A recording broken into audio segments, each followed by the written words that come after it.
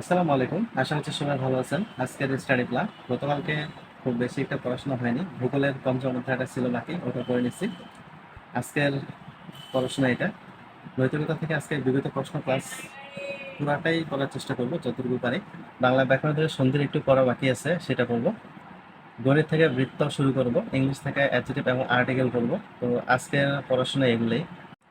আজকে English grammar থেকে পড়লাম অ্যাডজেক্টিভ প্লাস আর্টিকেল। অ্যাডজেক্টিভটা একটু বেশি গুরুত্বপূর্ণ, মাঝে মধ্যে দেখা যায় যে অ্যাডজেক্টিভ থেকে ভালো প্রশ্ন আসে। এই জন্য অ্যাডজেক্টিভটা মোটামুটি ভালো করে পড়ছি। তো অ্যাডজেক্টিভটা এখানে অনেক ছোট একটা অধ্যায়, জাস্ট এখানে সংজ্ঞাগুলোর সাথে কিছু প্র্যাকটিস আছে।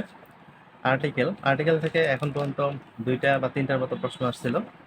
তো আর্টিকেলটা খুবই সহজ একটা অধ্যায় বলা যায়, দু একবার পড়লেই আর্টিকেলটা খুব সহজেই বিষয়গুলো মনে রাখা যায়। তো এই জন্য আর্টিকেলটাও পড়ে নিয়েছি, কারণ যেহেতু পার্টস অফ স্পিচের অংশ, যে কোনোখান থেকে প্রশ্ন আসতে পারে, তবে গুরুত্ব কম। এই জন্য তারপরেও আর্টিকেলটাও পুরোটাই পড়ে নিয়েছি। আজকে এই দুইটাই পড়ছি গ্রামার থেকে। বাংলা ব্যাকরণ থেকে পড়তেছিলাম সন্ধি। অলরেডি স্বরসন্ধি, ব্যঞ্জন সন্ধি পড়া হয়েছে। আজকে বিসর্গ সন্ধি থেকে শুরু করছি। বিসর্গ সন্ধির এখানে চ্যাপ্টার ওয়াইজ যে প্রশ্নগুলো দেওয়া, ছকটা দেওয়া আছে, তো ওইগুলো একটু বেশি করে ভালো করে পড়ার চেষ্টা করি। তারপরে প্রিভিয়াস প্রশ্ন অবশ্যই খুব ভালো করে, যেন প্রিভিয়াস প্রশ্ন থেকে ভুল না হয়। আর এখানে প্রিভিয়াস প্রশ্ন অনেকগুলো আছে। তারপরে নির্বাচনে সিদ্ধ সন্ধিটা পড়ছি। মূলত সন্ধি থেকে সবচেয়ে বেশি কমন আসার সম্ভাবনা প্রিভিয়াস থেকে, কারণ প্রিভিয়াস অনেকগুলো প্রশ্ন আছে। তো প্রিভিয়াস প্রশ্নগুলো যদি সবগুলোই যদি মনে থাকে, তাহলে সন্ধি থেকে কমন নিয়ে তেমন একটা দুশ্চিন্তা করতে হবে না বলে মনে হচ্ছে, যেহেতু অনেকগুলা প্রিভিয়াস প্রশ্ন, তার সাথে আবার চ্যাপ্টারটাও ভালো করে পড়া থাকতেছে। তো আজকে ব্যাকরণ থেকে এতটুকুই। আজকে গণিত থেকে পড়তেছি বৃত্ত। তো বৃত্ত থেকে যেহেতু প্রশ্ন একটা থাকেই, তো এই চ্যাপ্টারটা আসলে অনেক ভালো করেই পড়তে হবে। বৃত্ত চ্যাপ্টারটা দুই টাইপের সাজানো হয়েছে, একটা থিওরি রিলেটেড আর একটা হচ্ছে ম্যাথমেটিক্স রিলেটেড। তো প্রথমে থিওরি রিলেটেড করতে গেলে আসলে এখানে অনেকগুলো জিনিস পড়া লাগবে। তো এই প্রাথমিক যে বিষয়গুলো, এগুলো একটু পড়তে আসলে সময় লাগে, কারণ এগুলো তো বুঝে বুঝে পড়তে হয়, জাস্ট শুধু রিডিং করলেও হয় না। তারপরে বৃত্তের যে বেসিক যে বিষয়গুলো, ওইগুলো থেকে এখানে কিছু প্রশ্ন দেওয়া আছে, যেগুলো বেসিক জিনিসগুলো জানা থাকলে আসলে বৃত্ত থেকে থিওরি টাইপের যে প্রশ্নগুলো, এগুলো খুব সহজেই সলভ করা যায়। আজকে বৃত্ত থেকে শুধু থিওরিটিক্যাল যে টাইপটা, এইটা টাইপই পড়ছে। এখানে প্রায় 6 থেকে 7 পৃষ্ঠার মতো।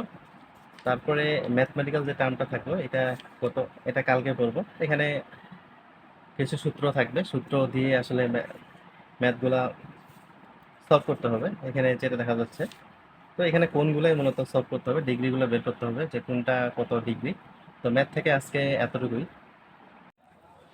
আজকে প্রথমে ক্র্যাক্ট প্রিভিয়াস এমসিকিউ বই থেকে নৈতিকতার যতগুলো প্রশ্ন আছে, এখানে 3টা চ্যাপ্টার মার্ক করা আছে। 3টে চ্যাপ্টারে যতগুলো প্রশ্ন আছে সবগুলোই আজকে পড়ে নিলাম আগে, কারণ নৈতিকতা, সুশাসন প্রিভিয়াস প্রশ্নটাই আসলে বেশি গুরুত্ব দেওয়া উচিত। কারণ প্রশ্নগুলো এমনভাবে সাজায়, 100% সঠিক জানা না থাকলে প্রশ্নগুলো আসলে অ্যান্সার করা যায় না।